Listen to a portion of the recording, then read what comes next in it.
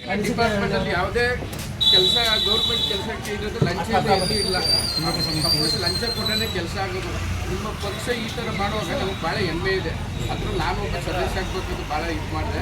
ಗಾರ್ಮೆಂಟ್ಸಲ್ಲಿ ಕೆಲಸ ಮಾಡೋದ್ರಿಂದ ಸ್ವಲ್ಪ ಭೇಟಿ ಮಾಡೋಕ್ಕಾಗಿಲ್ಲ. ರವಿಕೃಷ್ಣ ರೆಡ್ಡಿ ಸರ್ ನಂಬರ್ ಇದೆ ಅಂತ ಮಾಡಿ ತಗೊಳ್ಳಿ ಸರ್. ಧನ್ಯವಾದಗಳು. ತುಂಬ ಸಂತೋಷ ಆಯಿತು. ಯಾವುದೇ ಸರ್ಕಾರಕ್ಕೆ ಹೋದ್ರೆ ನಿಮ್ಮಂಥ ಪ್ರತಿ ಇವತ್ತು ಈಗಿನ ಜನರೇಷನ್ಗೆ ಧ್ವನಿ ಎತ್ತಬೇಕು. ಯಾಕಂದರೆ ಎಲ್ಲೂ ಕೂಡ ಲಂಚಕ್ಕೆ ಯಾವುದೇ ಕೆಲಸ ಕಾರ್ಯಾಗಲ್ಲ. ಅವರು ನಮ್ಮ ತೆರಿಗೆಯಿಂದಲೇ ಹಣ ಕೊಡ್ತಾ ಇರೋದು. ಸುಮ್ಮನೆ ಅವ್ರ ಕೆಲಸನ ಪ್ರಾಮಾಣಿಕತೆಯಿಂದ ಮಾಡಬೇಕು. ಆಗಲೂ ಪ್ರತಿಯೊಬ್ಬರು ಭಯ ಬೀಳ್ತಾರೆ. ಎಲ್ಲೋದ್ರೂ ಎಲ್ಲತ್ರಲ್ಲೂ ಲಂಚ ನಮಗೂ ಬೇಜಾರಾಗ್ಬಿಟ್ಟಿದೆ. ನಾವು ಎಜುಕೇಷನ್ ಮಾಡಿದ್ರು ಕೂಡ ಲಂಚ ಇಲ್ಲದೆ ಯಾವುದೇ ಕೆಲಸ ಆಗಲ್ಲ. ಯಾಕಂದರೆ ಈ ಥರ ಇದ್ದಾಗ ಧ್ವನಿ ಎಲ್ಲ ಎಂತೆಂಥ ರಾಜಕಾರಣಿ ಜೈಲಿಗೆ ಹೋಗಿ ಬಂದಿದ್ದಾರೆ ಆಲ್ರೆಡಿ. ಅವ್ರಿಗೆ ನಾವು ಸಲ್ಯೂಟ್ ಹೊಡಿತಾ ಇದ್ದೀವಿ ತಂದೆ ಇದು ಮಾಡಿ.